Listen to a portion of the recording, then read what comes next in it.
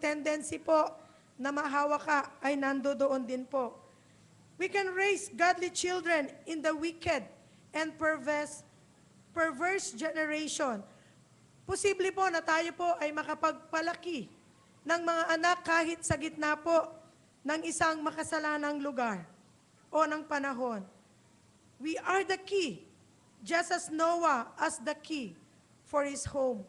Tayo po na mga magulang, kayo po na mga tatay ang susi upang tayo po ay makapagtatag ng isang makadiyos na tahanan. Katulad po ni Noah, maaari din po tayong maging isang ama na mayroong impluensya. We can be like Noah, an influential father. Basahin po natin ang Genesis 6, verses 6 to 9. Let's read Genesis 6, verses 6 to 9. And the Lord was sorry that he had made man on the earth, and he was grieved in his heart. So the Lord said, I will destroy man whom I have created from the face of the earth, both man and beast, creeping thing and birds of the air, for I am sorry that I have made them. But Noah found grace in the eyes of the Lord. This is the genealogy of Noah. Noah was a just man, perfect in his generations. Noah walked with God. Makikita po natin sa mga talata na ating binasa na si Noah ay isang matapat na lalaki. Siya po ay isang matapat na ama. Noah was a faithful man. Noah influenced his family towards the things of God. So na-impluwensyahan po ni Noah ang kanyang pamilya patungo po o patungkol sa mga bagay po ng ating Panginoon. He was a faithful man. He was the only person, ang nag-iisang lalaki sa kanilang kapanahunan na mayroong puso, mayroong damdamin para sa ating Panginoon. Minsan po, naiisip natin, ay ako lang naman yung Christian dito sa aming trabaho. Ako lang naman ang mananampalataya ng Diyos sa aming eskwelahan, sa aming opisina, o sa lugar kung nasa saan tayo. At minsan po, ginagamit natin itong dahilan para hindi po tayo maging matapat sa ating Panginoon. Sometimes we get to thinking that we are the only Christian at school or at work, and we make this as a reason for not being faithful to God. Sa panahon po ni Noah, siya lamang ang nag-iisang matapat sa ating Panginoon. Like his great-grandfather Enoch, Noah walked with God. Katulad po ng kanyang lolo sa tuhod, siya po ay lumakad kasama po ang ating Panginoon. Genesis 6 verse 9 says, this is the genealogy of Noah. Noah was a just man, perfect in his generations, and Noah walked with God. Ang buhay po, yung pong sinasabing generations na ito ay parang ang ibig pong sabihin ay ikaw ay umiikot sa palibot ng araw. Noah's life revolved around God. Ang kanyang buhay ay umikot, uminog patungkol po sa ating Panginoon. Ang kanyang main attraction, the main attraction of his life was God. Sa Diyos lamang po umiinog ang kanyang buhay. He was more attracted to God than the things of the world. Ang buhay po ba natin, saan attracted? Attracted to God or attracted to the things of the world? Mga tatay, mga nanay, mga magulang, ang bawat isa sa atin, kung tayo po ay magbibigay ng impluensya sa ating pamilya, sa ating mga anak, sa ating mga apo to be, your grandchildren towards the things of God, then we need to walk with God. Kung nais po natin na tayo po ay makapag-raise up, makakita po ng henerasyon, generation na susunod sa atin na may takot sa Panginoon, kailangan po tayong lumalakad kasama ng ating Panginoon. We need to be walking with God. Tingnan naman po natin yung mundo po ni Noah. Let us look at Noah's world. Genesis 6:11 and 12. Ang sabi po doon, the earth also was corrupt before God, and the earth was filled with violence. So God looked upon the earth, and indeed it was corrupt, to all flesh had corrupted their way on the earth. At sumama ang lupa sa harap ng Diyos, at ang lupa ay napuno ng karahasan. At tiningnan ng Diyos ang lupa, at narito, sumasama sapagkat pinapasama ng lahat ng tao ang kanilang paglakad sa ibabaw ng lupa. And verse 13 said, I will destroy them with the earth. At sinabi ng Diyos kay Noe, ang wakas ng lahat ng tao ay dumating sa harap ko, sapagkat ang lupa ay napuno ng karahasan dahil sa kanila, at narito, sila'y aking lilipuling kalakip ng lupa. Judgment is coming. Parating po ang panahon ng paghuhukom sa panahon po ni Noah. And Genesis 6:14 says, God told Noah to make yourself an ark of gopher wood. Make rooms in the ark and cover it inside and outside with pitch. Gumawa ka ng isang sasakyang kahoy na gopher. Gagawa ka ng mga silid sa sasakyan at sisiksikan sa loob at sa labas ng sahing. Sa tingin po ba natin, si Noah ay qualified? Do you think Noah is qualified to build an Araneta Coliseum? Sa tingin po ba natin, karapat-dapat po ba o kaya po ba ni Noah na magtayo ng napakalaking arko na kasing laki ng Araneta Coliseum? Si Noah ay isang mangangaral. He was a preacher. He preached for 120 years. Pero wala po siyang convert. And as he preached with his voice, he built with his hands. And all the while, yung pong mga kapitbahay po niya, habang siya po ay nagpipreach, they laughed at him. Sila po ay nagtatawa sa kanya. At siguro, yung damdamin po nung mga anak ni Noah, napakahirap. It was difficult being Noah's kids. Parang sabi ko, it is difficult to be pastor's kids. Yung tatay mo, preach ng preach, wala namang naliligtas. Siya'y nagtatayo sa mataas na bundok. Ang sabi po nila sa kanya, he is crazy. Nasisiraan na ng bait yung tatay nyo. Ang hirap po siguro para sa mga anak ni Noah na naririnig po ito. O baka yung mga kaklase nila, mga kaibigan nila, gave them a hard time.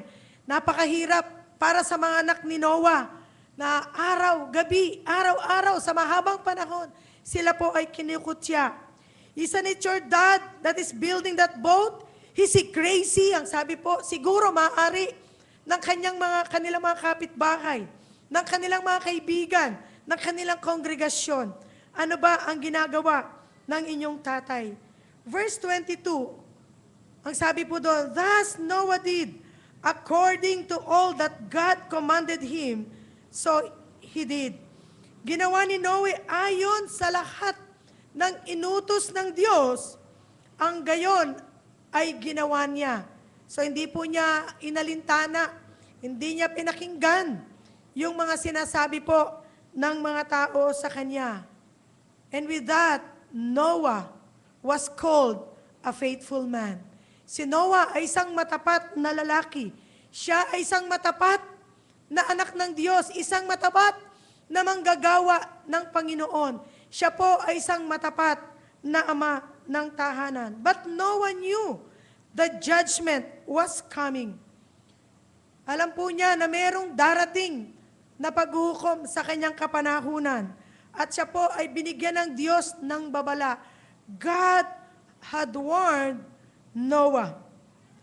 Sabi po ng verse 8, Noah found grace in the eyes of the Lord. So God warning him was an act of grace. So ang biyaya po ng Panginoon ay na kay Noah, sapagkat ang Diyos ay nagbigay ng babala sa kanya. Ang Diyos po ay laging nagbibigay ng babala kung siya po ay magpapadala ng panahon ng paghuhukom. He will send judgment. He will send warnings.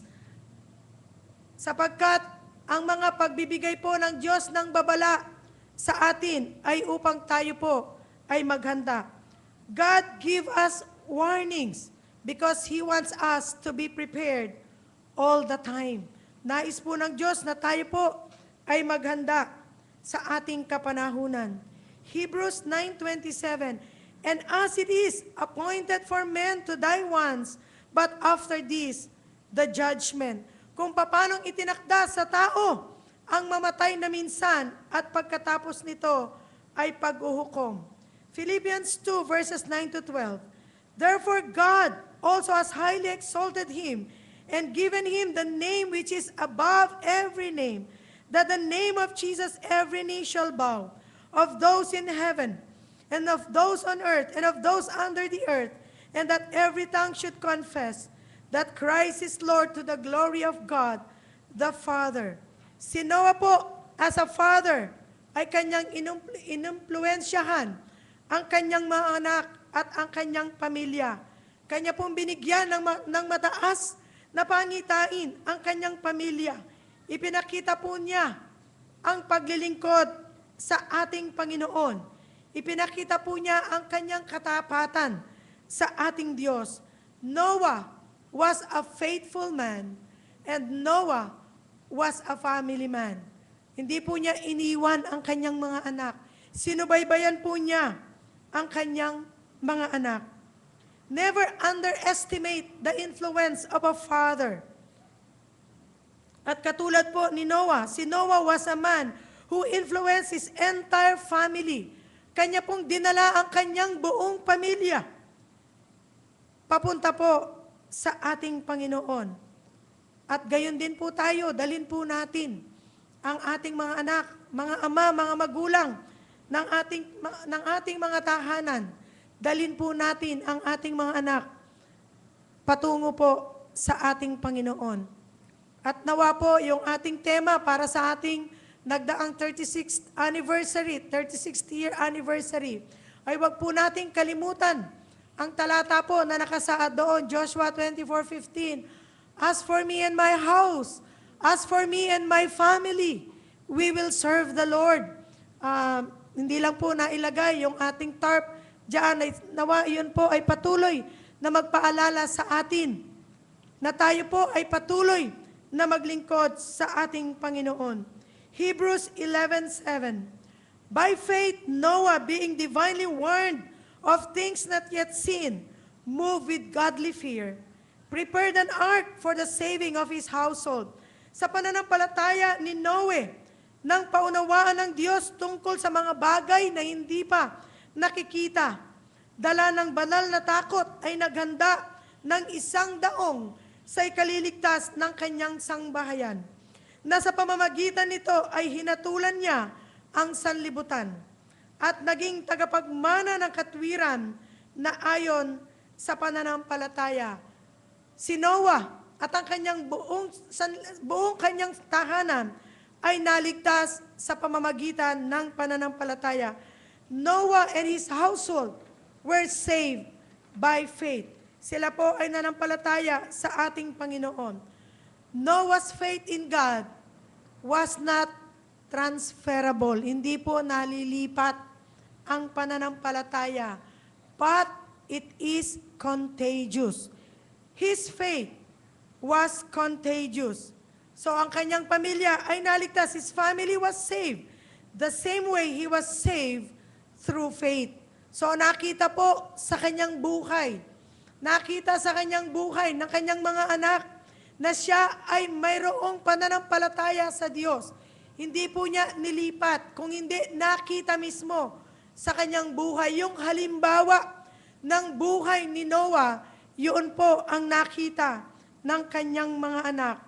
Shem, Ham, and Japheth learned to become men of God. The same way they learned how to become men by spending time with their father. Tayo mga magulang, mga tatay, tayo po ay maglaan ng araw, ng oras, ng panahon sa ating mga anak. At upang makita nila ang halimbawa ng ating pananampalataya sa ating Panginoon. The children of Noah learned the same way how to become men because they spent time with their father. Ang sabi po ni Dr. James Dobson sa kanyang research, he discovered that when a boy is born, he is bonded to his mother. Pag bagong panganak po, ang isang bata, mas close siya, mas malapit siya sa kanyang ina, sa kanyang nanay. But when he turns 2 years old, until around 5, he becomes emotionally detached from his mother and attached to his father, o yung pinakamalapit po na male figure. Sabi po ng Proverbs 29:15b, a child left to himself brings shame to his mother.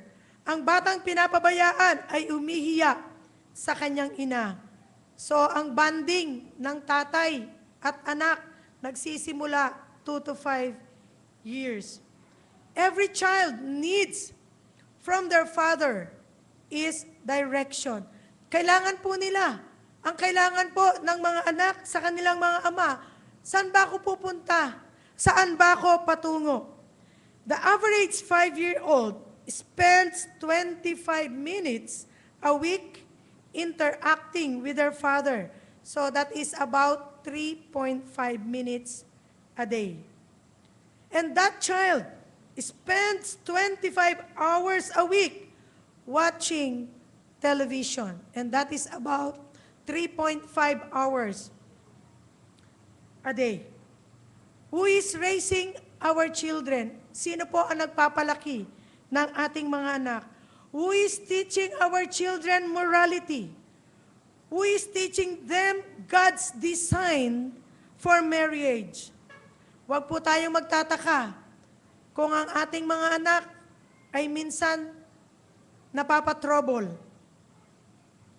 Kung hindi po natin sila nasusubaybayan, kung hindi po natin sila napapalaki, ayon po sa salita ng ating Panginoon. Mga magulang, fathers, dads, tatay, mga nanay, what our children need more than gold and gadgets is you.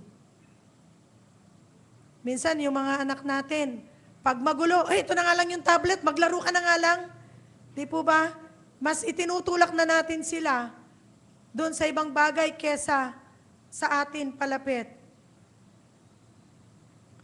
Mas higit po na kailangan ng mga anak natin ay tayo. They don't need substitutes. They don't want things to play with. Kung mayaman, a car for graduation. They want our presence and influence. Mas kailangan po nila yung impluensya natin at yung presensya natin sa kanilang mga buhay. Nakakalungkot isipin po na ikaw ay successful businessman. Ikaw ay isang successful na tao, but a failure as a father. Ang sabi po ng isang census, in the last 10 years, children born into homes with unmarried parents have risen 77%. Homes led by single moms have grown 25%. Homes led by single fathers have grown 62%.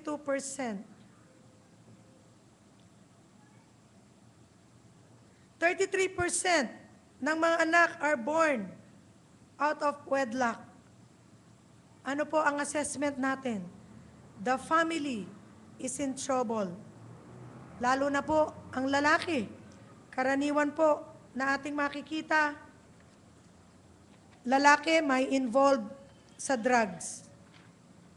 Sons are 12 times more likely to commit suicide than daughters. 95% of juvenile court cases involve boys. Kaya, kailangan nating mag-raise up. Kailangan nating ng influential, faithful family men, fathers sa ating society. The divorce rate among Christians has now caught up with the divorce rate among non-Christians. Nakakalungkot po. Fathers, dads, parents, our children are watching us for an example. Katulad po ni Ham, Shem at Japhet, kanilang pinanood, kanilang tinignan ang kanilang amang si Noah bilang isang halimbawa ng isang makadiyos na buhay. Ang kanilang makikita, yun ang kanilang gagayahin. What they see, they will magnify. Paano po natin i-explain sa ating mga anak na ang Diyos at ang Iglesia o ang gawain ng Panginoon ay ang ating priority? How are we going to explain to our children that Jesus and the church are our priorities when we take them to outings on Sundays, when we take them on birthday parties on Sundays, rather bring them to Sunday school, to church? Tingnan po natin ang sad confession ng isang ama. Listen to the sad confession of a father. I took my children to school, but not to church. I taught them to drink, but not of the living water. I enrolled them in Little League, but not in Sunday school. I showed them how to fish, but not to be fishers of men. I made the Lord's Day a holiday and not a holiday. I taught them to church. I taught them that church was full of hypocrites and made them greater the hypocrites of them and me. I gave them a color TV, but not a Bible. Minsan kahit gula-gulanit na po yung Bible natin, di natin maiisip, ay, wag na lang, pwede pa itong lumang Bible. Pero bagong cellphone, bagong gadget, minsan mas nauna pa po nating binibili. I handed them the keys to the car, but did not give them the keys of the kingdom of God. I taught them how to make a living, but failed to bring them to Christ, who alone can make a life. Noah was a faithful man. Noah was a family man. Dinala po niya ang kanyang pamilya papunta po sa ating Panginoon. But of course, si Noah ay nagkaroon din ng failure sa kanyang buhay. Noah was not an absentee dad. He was not an altogether dad. Nagkamali din po siya. He was not a perfect man. At mababasa po natin yan sa Genesis 9:18 to 25. And I read, Now the sons of Noah who went out the ark were Shem, Ham, and Japheth. And Ham was the father of Canaan. These three were the sons of Noah, and from these the whole earth was populated. And Noah began to be a farmer, and he planted a vineyard. Then he drank of the wine and was drunk, and became uncovered in his tent. And Ham, the father of Canaan, saw the nakedness of his father, and told his two brothers outside. But Shem and Japheth took a garment, laid it on both their shoulders, and went backward and covered the nakedness of their father. Their faces were turned away, and they did not see their father's nakedness. So Noah awoke from his wine, and knew what his younger son had done to him. Then he said, Cursed be Canaan, a servant of servants, he shall be to his brethren. Noah was a faltering man. Siya po ay nagkamali din. Siya po ay nagkasala din. Noah was a faithful man, a family man. Parang tayo po, mga magulang, mga daddy, mga fathers. We may be faithful men and women and a family man or men. Si Noah po, he is not He was not a flawless man. Our fathers are not perfect men. Tayo po ay hindi perfecto. But the Bible says, Noah walked with God, and yet he stumbled. He was not perfect. He made mistakes. And your father will make mistakes too. Tayo pong mga magulang, maaari din po tayo magkamali, katulad po ni Noah. Sabi po minsan ng isang school teacher, at siya po ay nagko-correct. He was correcting, school teacher correcting the class papers. At sabi po niya sa kanyang estudyante, ano ba naman itong test paper na to? Ano ba naman itong homework na to? Napakadami namang mali. I don't see how one person can make so many mistakes on his homework. Ang sabi po niya, then the student replied, hindi lang po ako, ma'am, ang gumawa ng assignment ko.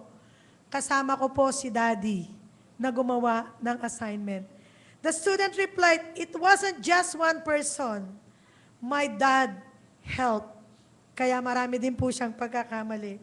Noah's sin led to his son to sin. And God cursed the entire family.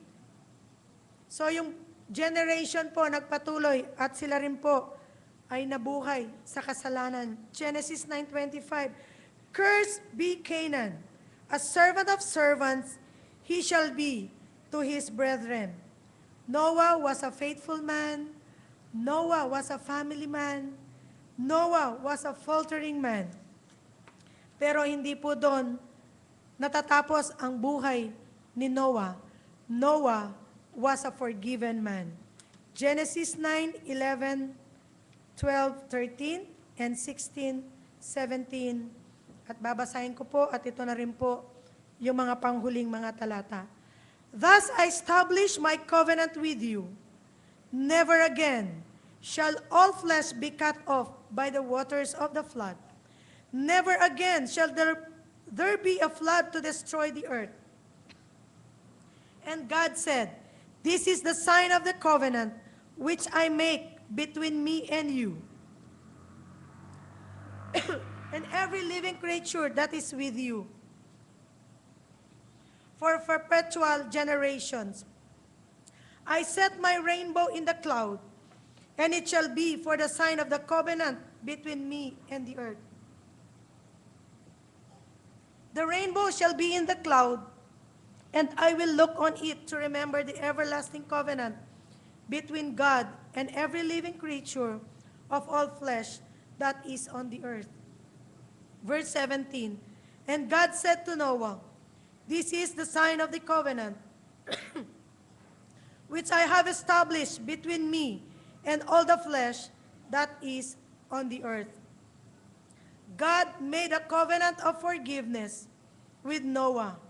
Katulad po ni Noah, kung tayo po ay nagkamali sa pagpapamilya, kung tayo po ay nagkamali sa pagpapalaki ng ating mga anak, meron pa rin po tayong pagkakataon. We can go to God and ask Him for forgiveness of our sins. Maaari po tayong bumalik sa Panginoon at tayo po ay humingi ng tawad sa Diyos at muli hingin natin ang patnubay ng ating Panginoon. Tulungan tayo ng Diyos na tayo po ay maging matapat na lingkod ng Panginoon. Tulungan tayo ng Diyos na tayo po ay maging matapat na mga magulang, maging matapat na ama ng ating mga tahanan. At sa akin pong pagwawakas, maaari po tayong matuto ng mga bagay mula po sa Noah's Ark. We can learn things, a lot of things, from Noah's Ark. And I read, don't miss the boat. Remember that we are all in the same boat. Plan ahead. It wasn't raining when Noah built the ark. Hanggat may pagkakataon po, maging maimpluwensya po tayo sa ating mga anak, sa ating mga pamilya. Stay fit. When you are 600 years old, someone may ask you to do something really big. Kahit matanda na po tayo, wala pong exempted sa paglilingkod kay Lord. Young or old, Di po ba, sabi po ng Psalm 92, kahit yung ating mga sanga, yung ating mga dahon, ay patuloy na mananatiling sariwa sa tulong at biyaya ng ating Panginoon. Stay fit.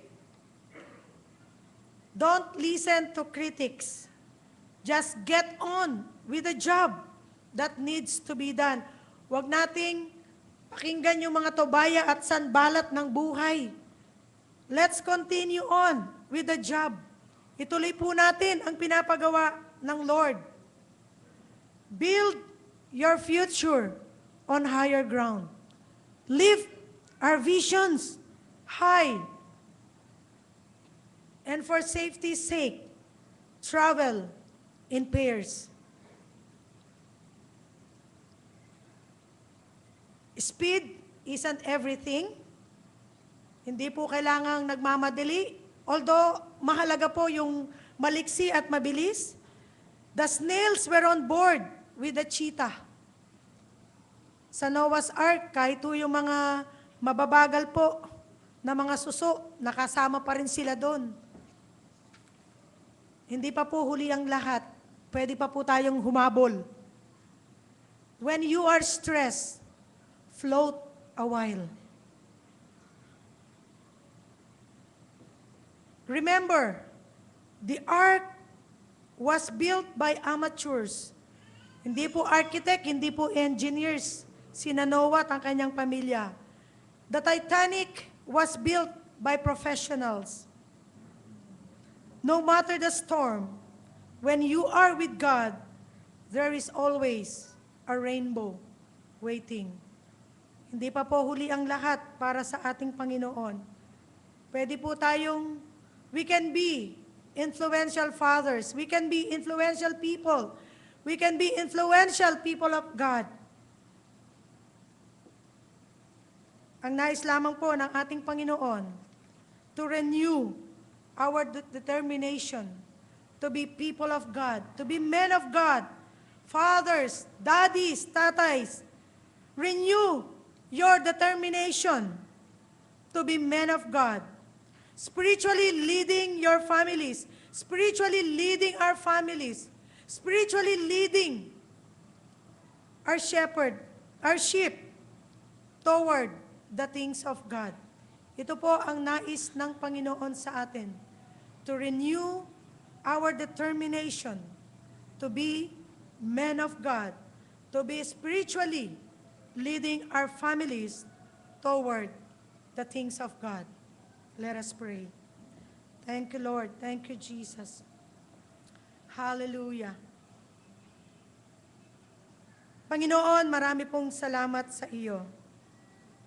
Thank you, Lord God, sa pagpapaalala mo sa amin, Panginoon, sa halimbawa po ni Noah, bilang isang faithful man, bilang isang family man. Lord, tulungan mo din po kami bilang mga magulang, bilang mga tatay, bilang mga lingkod mo, bilang mga mananampalataya ng aming Panginoon, na kami po ay maging matapat, Panginoon, sa paglilingkod sa iyo. Lord, wag naming mamis, Panginoon, ang meron ka para sa bawat isa sa amin, O Lord God. Lord, help us to renew our determination to become men of God, to become children of the Lord Jesus. Help us, Lord God, to be men, to be people, spiritually leading our families, spiritually leading the church of God, to be leading your people, O God, towards you. Tulungan mo po kami, Panginoon, na maidala po namin ang aming mga pamilya patungo sa iyo. Lord, wag naming ipagsawalang bahala ang mga babala mo sa amin. May we not take for granted the warnings, O God, that you have for us. Lord, for these are times of preparation. Times of preparation. Lord, tulungan mo po kami, Panginoon, na maihanda namin ang aming mga anak, Panginoon, in the days to come. May we be people of God, understanding the times and your seasons, Lord, sa aming kapanahunan. so that, Lord, we will be united in serving you, Lord, in seeing you, Lord God, on that day, Lord. Help us, O God, to lift our visions higher, O God. Help us, O God, to build our future on higher grounds, Lord. Hallelujah, hallelujah, Jesus. Help us, Lord. Help us, Lord, by your grace. Salamat po sa iyo, Panginoon. We thank you, Jesus. We thank you, Jesus. We bless your name, Lord. Hallelujah, Jesus.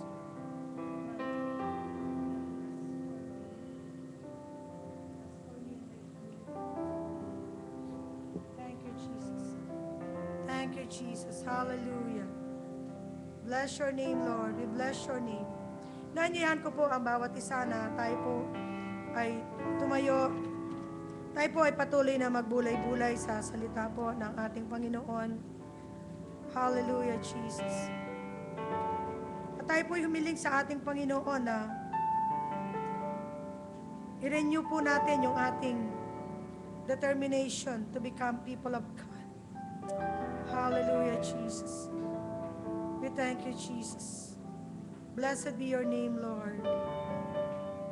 Yes, O Lord God. Press on, press on. Thank you, Jesus.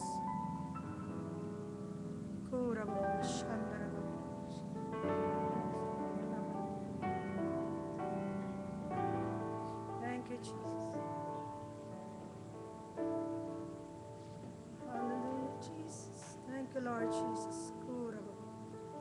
We bless your name, Lord. We bless your name, Lord. Hallelujah, Jesus. Thank you, Jesus. Thank you, Jesus.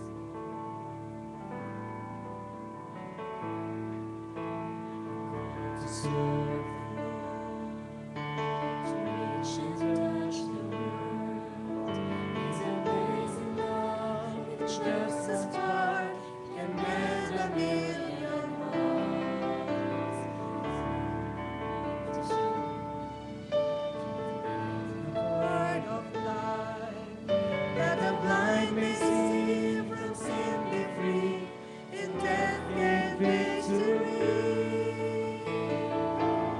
As for me and my family, we will serve the Lord. We will keep our own to build a home that fits upon His word. As we celebrate His goodness, we will sing in one accord. As for me and my family, we will serve the Lord. Called to sow the truth, to go and bear the fruits. Is an ending grace for the darkened place, can spring a well of praise. It's time to break the bread, to share of what we have, that they may believe, by faith receive the light God freely gives. As for me and my family, we will serve the Lord. We will keep our own to build a home that fits upon His word. As we celebrate His goodness, we will sing in one accord. As for me and my family, we will serve the Lord.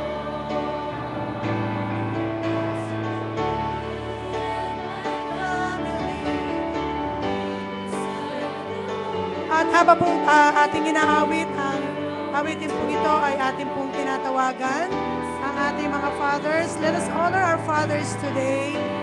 Fathers, please come. One accord.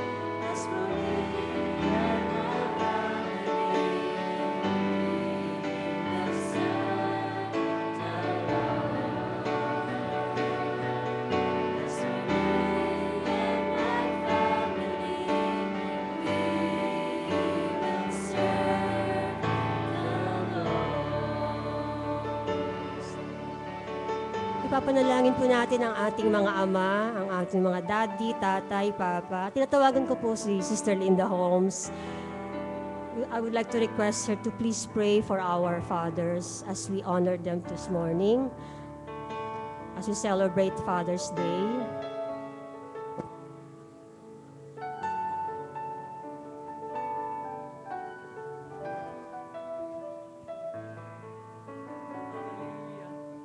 Hallelujah. We praise you, Lord Jesus. We thank you for your word today. And we thank you for the fathers that stand here before you.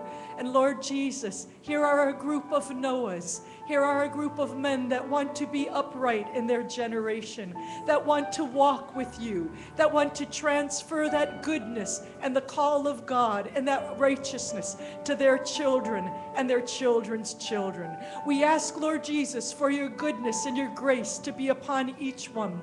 You know each of their personal circumstances. Lord, you know that if they are going through storms, that ahead there is a rainbow for each one.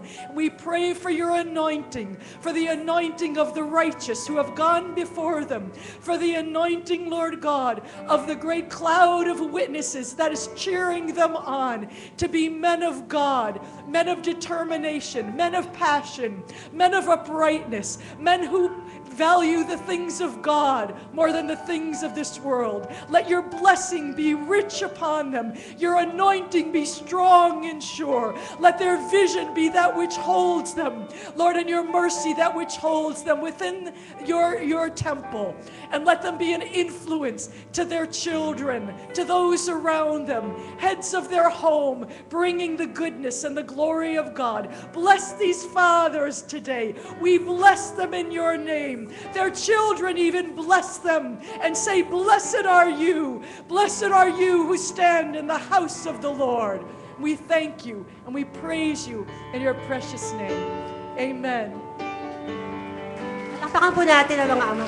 Mga fathers, harap po kayo sa congregation. Meron pong simpleng appreciation o token of appreciation para sa inyo. And as we do that, habang binibigay po yung appreciation para po sa ating mga fathers, pwede po nating ipalabas yung AVP para po sa ating mga fathers.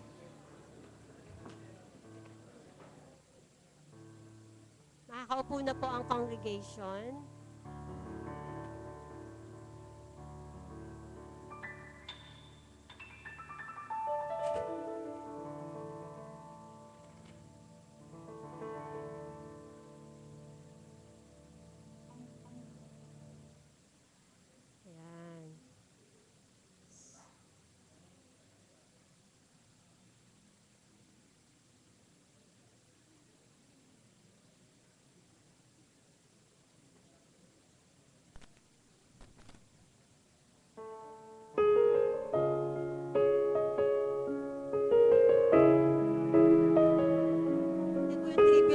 Sa mga fathers, panoorin po natin habang binibigyan po sila ng token of appreciation.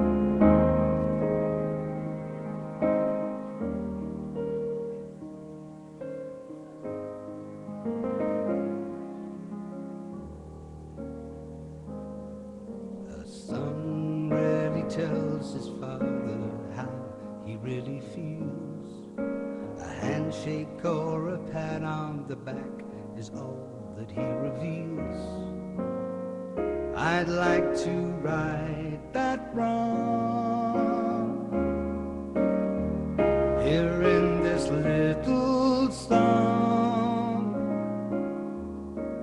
Thank you for shaping my life. Thank you for teaching me all you can. You are no ordinary man, no, no, no. You make me everything I am. Thank you for taking the time. Thank you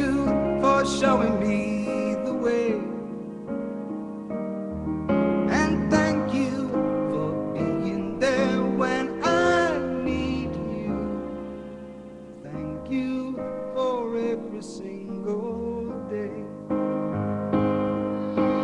Now I've been blessed with a son of my own, got my own bedtime stories to tell.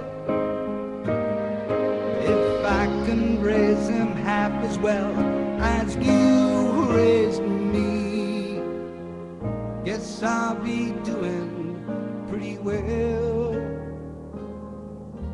Thank you for your guiding hand. Thank you for making my dreams come true. You're an extraordinary man, and I hope you're as proud of me as I am proud of you.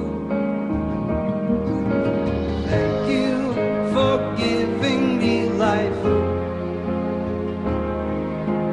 Thank you for showing me good from bad.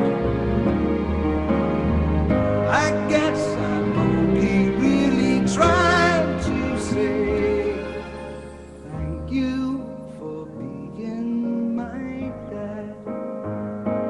Even though the years drift away, I never took the time just to say I love you, and I always have.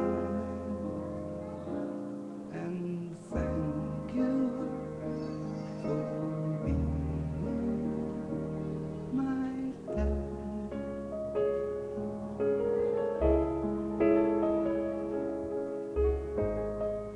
Hallelujah. Palakpakan po natin ang mga fathers. Happy Father's Day po! Sige, makakabalik na po tayo sa ating mga silya. Hallelujah. My dad. Meron pa pala.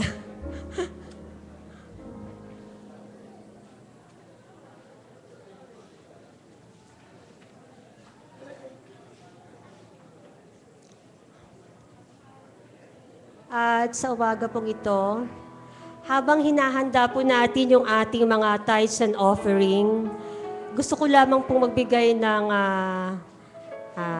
yun, teka, medyo ano pa, nagbabatian pa sila doon.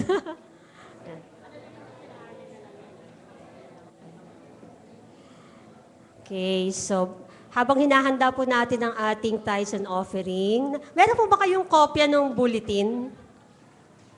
Meron po. Okay. So, meron lamang pong panawagan ang pamunuan na meron po tayong konting kakulangan. Naniniwala po ako na God is faithful. Amen? Faithful po si Lord na nag-provide sa lahat ng pangangailangan natin sa ating nakaraang anniversary celebration. Meron lang pong konting kakulangan na gusto nating i-erase, no? So, nananawagan po ang pamunuan kung maaari daw po tayong magbigay para po dito sa konting kakulangan. Konti lamang po ito, di ba? Konti lamang po ito. So, kung hinihingi po kayo ng Lord, pwede po ninyong isulat dyan sa tithes and offering paper na yan. Kung lagyan lamang po ninyo para sa anniversary. At naniniwala po ako na tapat po ang Panginoon. Amen. So, sa mga announcements pa po, meron po tayong pag-aaral sa MTP, Ministry Training Program po natin, simula tomorrow hanggang Friday. Simula bukas po hanggang Friday. Life of Christ, sa pagtuturo po ni Pastora Linda Abisado. Dito po sa 507. So, hinihikayat po namin ang bawat isa. Lalo na po yung mga nasa area, yung pong mga ginugroom na mga future leaders and workers, kung pwede po na umattend din po kayo ng mga ganitong pag-aaral. At lahat po tayo, no, ini-encourage po na umattend ng mga ganitong pag-aaral. Life of Christ, Pastora Linda, starting tomorrow night hanggang Friday night. At dahil po meron tayong MTP, ang atin pong prayer and worship night ay gagawin po saan po? Landville. Okay, so meron pa rin prayer. Kaya lang po gagawin sa Landville. So, attend po tayo noon. Okay. So, kung wala na po, ito pa pala. I-welcome lamang po natin ang isang, Ang dalawang magkapatid, ayan. Nandito po sa ating kalagitnaan ang anak po ni Sister Zenny Conwy, si Arne at Angeli. Hallelujah. Tayo po kayo. Ayan, para ma-recognize si Arne at Angeli. Welcome, welcome, welcome. God bless. So, handa na po ba tayo magbigay sa Panginoon? Amen. So, hawakan po natin ang ating mga envelopes. Mag-pray muna tayo. Tayo po'y mananalangin. Hallelujah. Lord, maraming salamat, Panginoon, sa iyong katapatan, sa pagpo-provide ng lahat ng pangangailangan ng MCCF. All these years, Panginoon, hindi ka nagkulang, O Diyos, sa loob ng 36 na taon, O God.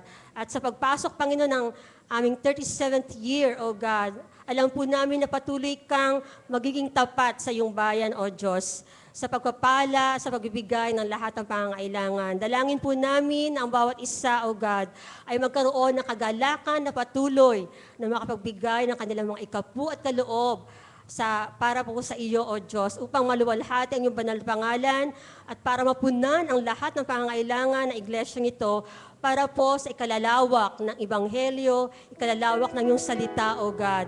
So Lord, padalangin po namin na pagpalain mo ang mga salaping ito, tunay nga na ito ay magamit lamang para sa iyong kaluwalhatian. Sa iyo po ang kapurihan, sa pangalan po ng aming Panginoong Jesus.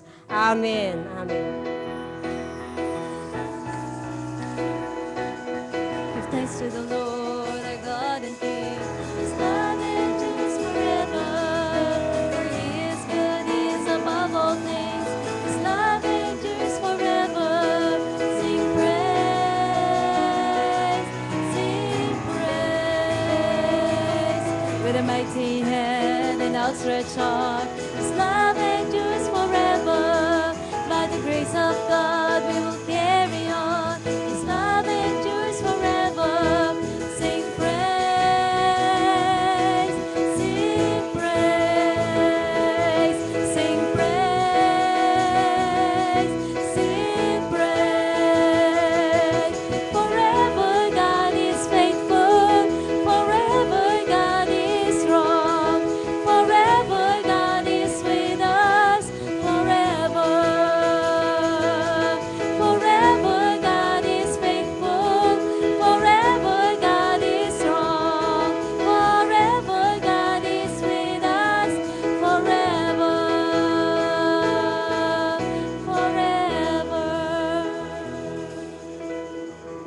Amen. At para po sa mga huli natin mga announcement, ang music team po ay may meeting after the service. Brother Moses, Brother Maui, ikaw mag-meet. Para po sa MTP. At ito po, pag narinig ninyo ang inyong pangalan, please remain after the service. Panawagan po nito ni Brother Joshua Valle. Yan po, ang ating deacon, mga deacons. So pag narinig ninyo yung pangalan, please remain after the service for a short meeting. Brenman Langit, Jason Sanhe, Bon Locando, Noy Siguente, Israel Valle, Joshua Alzate, Paul Iterzaita, Nathan Iterzaita, Jerome Perez, David Tandayo, Darius Regino, Matthew Pacog, Mark Crescio, Rolly Mark Villegas, Michael Solano, Ron Perez, Faith Tandayo, GB Padilla, Dada Tandayo, Janil Regino, Kyla Muyot, Jemmy Alzate, Abby Flores, Debbie Flores, Janela Iterzaita, Ruth Arroyo, Jana Gonzalez, Joyce Abisado, Aliyah Santana, Cha Resio, Ethel Soniga, and Tricia Ramiro. So please remain after the service. At ang music team po merong short meeting. So kung wala na po, let us all stand up and let us pray. I would like to request Ma'am Beulah to pray for the closing prayer, and we will be dismissed in God's presence. Tayo po'y tumayo. Our Heavenly Father, we give thanks to you today. We thank you for a large spiritual family that you have given to us, Lord, na kahit na, Lord, yung mga iba na nasa labas, still when they come back, they have a spiritual family here. Lord Jesus, we thank you for all those that you've raised up among the fathers. We pray them blessing, special blessing this day, Lord, as you have called, as this day is called Father's Day. We pray that the Holy Spirit will come upon them in a greater way, Father God, that they will have something special from you this day, Lord, that will serve them for the rest of the year, as well as for the coming years that are ahead of them. Lord, for every one of us, as we continue to do the works that you have prepared for each one of us, that, Lord, we'll be prepared, that we'll be sensitive to people around about us, Lord, to needs, Father God, that we may do the works of God and glorify our Heavenly Father. Amen.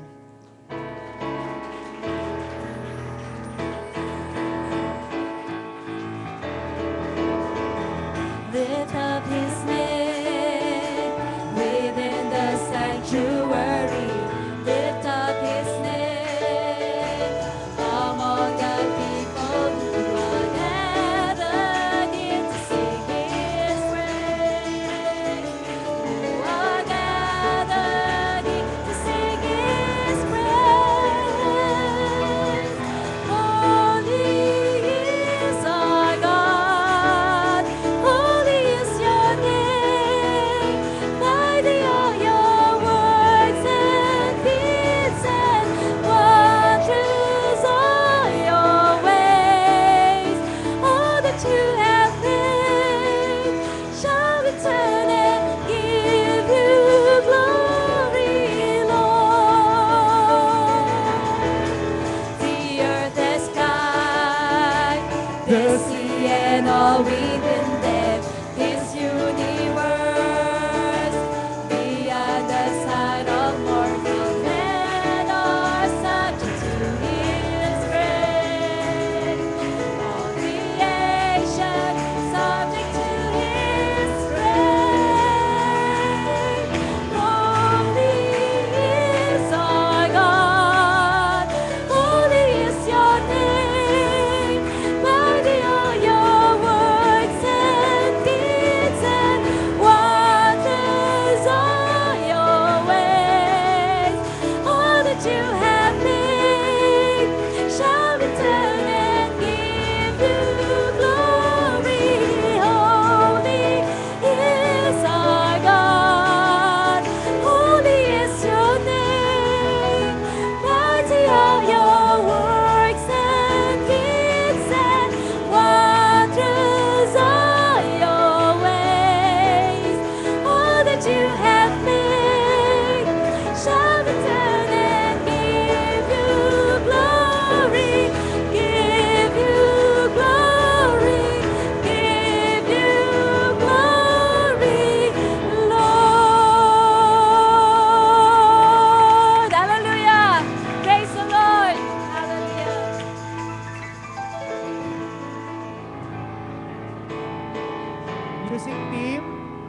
Music team po from all area churches. Kasama po kayo sa meeting for MTP. Nulit po, music team from all area churches kasama po.